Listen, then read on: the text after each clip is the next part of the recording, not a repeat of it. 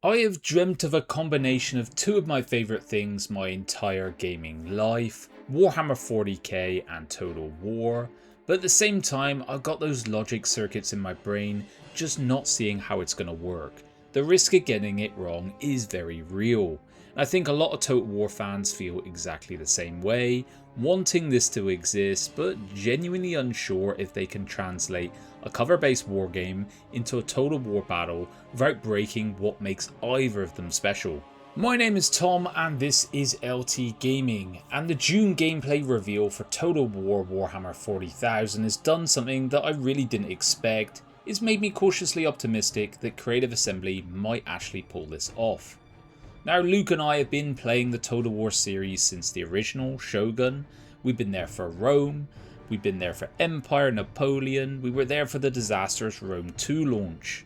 We've seen CA swing for the fences and absolutely whiff it, so when I tell you I'm optimistic, I'm not saying this lightly. So I think the real question with this game isn't can Space Marines look good in a Total War game? Of course they can, the footage looks amazing to be honest. What I'm asking myself is whether Creative Assembly can make 40k battles feel fundamentally different from fantasy battles, not just cosmetically, not reskinned archers with bolter rounds, different at the mechanical level. And the clearest piece of evidence on this was buried in about 3 or 4 seconds of the June reveal footage. It was the weapon effectiveness readout. Units appear to show different levels of effectiveness against light, medium and heavy targets. At first glance it looked like a small UI detail, a few numbers, couple of icons, job done, lovely jubbly. But in my mind it could be the foundation of the entire battle system, because 40k should not be a game where every squad is vaguely useful against everything else.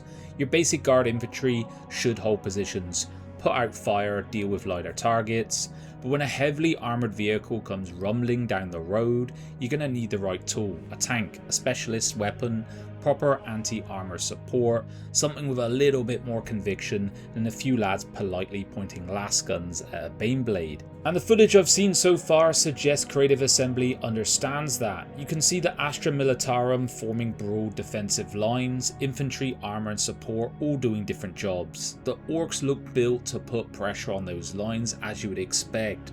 Mobs pushing forward and smashing, heavy walkers causing problems, big units forcing the guard to respond rather than sit behind cover forever.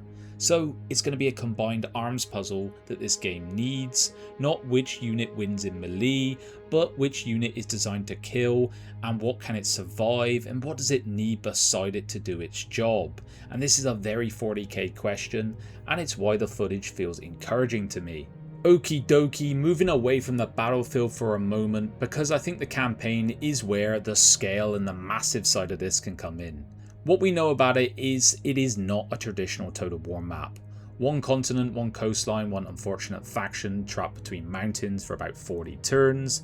This is not going to be that. This is a galactic scale sandbox. Planets, strongholds, fleets, a war economy, forces going down from orbit into real-time battles on the surface. Now the 4 launch factions give them a good starting point. The Astra Militarum look like the most straightforward combined arms faction, broad fronts, infantry, armour, artillery, everything you'd expect. The orcs should be the complete opposite, pressure, momentum, numbers, ramshackle machines, and a lot of aggression. Space Marines, they're going to be smaller but more specialised, elite troops, precision strikes, rapid response, what you want from the Space Marines. And the Eldari are the biggest unknown of the launch roster, but they're probably going to bring speed, precision, mobility, and a lower tolerance for the grind of the battle.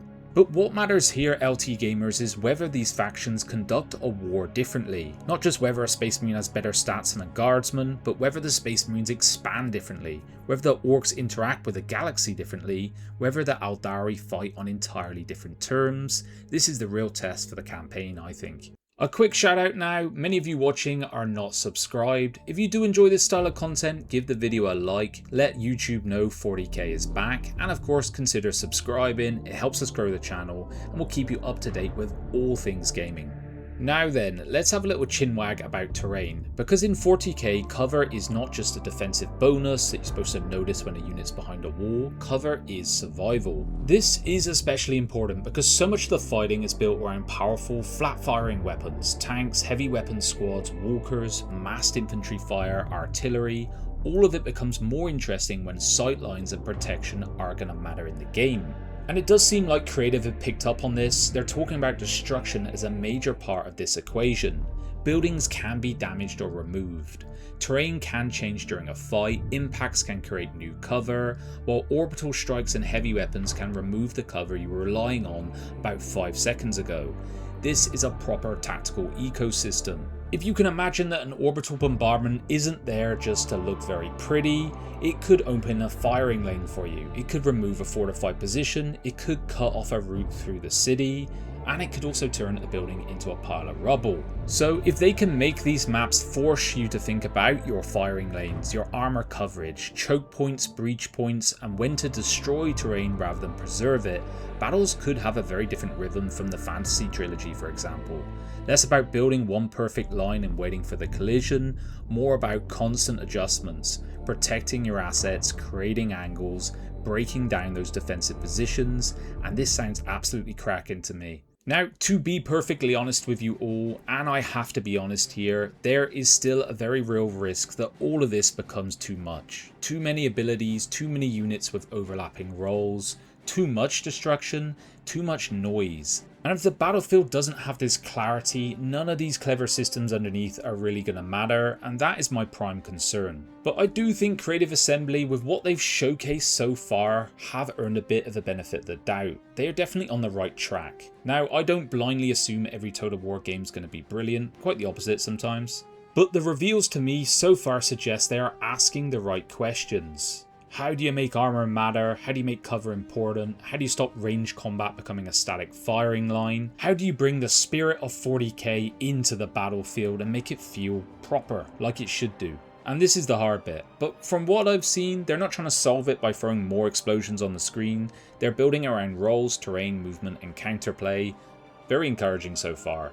Now, just to keep us all firmly feet on the ground, I think there are still some absolutely massive questions hanging out there. The biggest one is fleet combat. We know fleets can be upgraded, they are part of the campaign layer, and you can be moving between planets, but I still haven't the foggiest whether that means that there are proper tactical void battles. This is a universe where you have Imperial naval battle groups, Orc space hulks, Aldari craft world ships, and these are a huge part of this fantasy, and it's a fairly big deal. If fleet warfare is just a campaign modifier, some people, myself included, will be disappointed. If it's a fully playable layer, it could become one of the most ambitious strategy games Creative has ever made. I also want to have a clearer look at the campaign map. How do galaxies, crusade theatres, systems and planets actually connect here? How does diplomacy work? Is there any diplomacy? How much of the war economy is about building armies versus managing an interplanetary conflict? And the closed beta is coming this year. It's going to be very important. This is going to be the crucible in which it gets battle tested by real players, showing whether these dense destructive battles remain with a high degree of clarity and satisfaction once players actually get their hands on them, and where the theory becomes reality.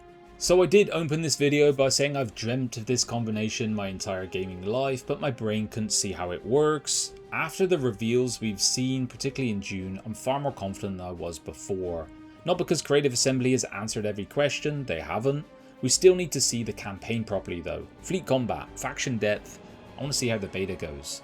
But the important thing is they appear to be solving the right problems, making armor matter, cover is important, terrain is going to be integral, unit roles are looking clearer. And battles seem to be built around combined arms, movement and breaking defensive positions. It feels very 40k. But let me know in the comments, LT gamers, what do you need to see to be fully convinced? Do you want to see proper fleet battles, a deep campaign map? Do you want to actually see what the Aldari look like? Or you just want to simply see a longer uncut battle? That's probably what gets my vote, to be honest. Well, thanks for watching guys, and as always, I'll see you on the next one. Bye bye now.